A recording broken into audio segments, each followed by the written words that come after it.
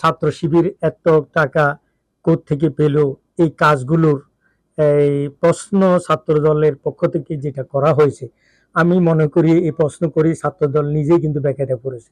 কারণ এরকম প্রশ্ন করার চাইতে বরং ছাত্র দল যে বিকল্প যে কার্যক্রমগুলো হাতে নিতে পারে, যে ছাত্র শিবির কিভাবে এই জনকল্যাণমূলক কাজ করছে, মানুষের জন্য কাজ করছে, তো সেই কাজগুলো কিন্তু ছাত্র দলের পক্ষ থেকে বাড়িয়ে দেওয়া উচিত ছিল।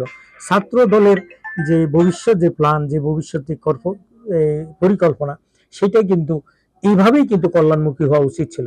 ছাত্র শিবির, এটা ছাত্র শিবিরের বিভিন্ন পর্যায়ে দায়িত্বশীলরা বলেছে যে তাদের কর্মীদের যে অনুদানটা আছে, তাদের শুভাঙ্গীদের অনুদানটা আছে, তাদের প্রকাশনের আয়ের মুনাফা আছে, তারা সারা দেশে অনেকগুলো কোচিং সেন্টার চালায়, সেগুলোর ভিত্তিতে মূলত তারা যে টাকা আয় করে, সেই টাকাগুলো নেতৃবৃন্দ কিন্তু নিজেরা বাসায় নিয়ে যায় না। আপনি মজার ব্যাপারটা হলো, আমরাও কিন্তু ছাত্র সংগঠন ছাত্র শিবিরের সাথে একসময় সম্পৃক্ত ছিলাম। আমরা যখন বাড়িতে চলে যেতাম, আমাদের মোটর সাইকেলটা, আমাদের টাকা পয়সা সব হিসাব করে অফিসে বুঝাই দিয়ে আমরা আমাদের বাড়িতে যেতাম। এখন ছাত্র শিবির সমৃদ্ধ, ছাত্র শিবিরের দায়িত্বশীল হিসেবে যখন সে অ্যালোন হয়ে যায়, তখন সে একদম জিরো থাকে, তার হাতে আর কিছু থাকে না। অর্থাৎ ছাত্র শিবির একটা আদর্শবাদী সংগঠন, তাদেরকে তার শুভাঙ্গীরা দান করে এবং তারা তাদের অভ্যন্তরীণ কর্মী বাহিনীর মধ্য থেকে যে টাকাটা আয় করে, সেটা সুষম বন্টন হওয়ার কারণে, সেটা যথার্থভাবে কাজে লাগার কারণে এই টাকার পরিমাণটা বেশি মনে হচ্ছে এবং অনেকের কাছে এই আয়ের সোর্স নিয়ে প্রশ্ন হয়তোবা উঠতে পারে। আমি মনে করি এই প্রশ্ন করার এখানে কোনো সুযোগই নেই, বরং মানবতার কল্যাণে কেউ যদি কাজ করা শুরু করে, মানুষ তাকে দুহাত ভরে দান করে। আমি রোহিঙ্গা জনগোষ্ঠীর জন্য কাজ শুরু করেছিলাম।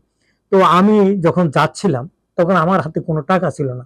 আমি একটু ফেসবুকে স্ট্যাটাস দিলাম যে আমি একটু রোহিঙ্গা অধ্যুষিত যারা আজকে আমাদের কক্সবাজারে চলে আসছে, তাদের সাহায্যে আমি যাচ্ছি, আমি সেখানে কাজ করব।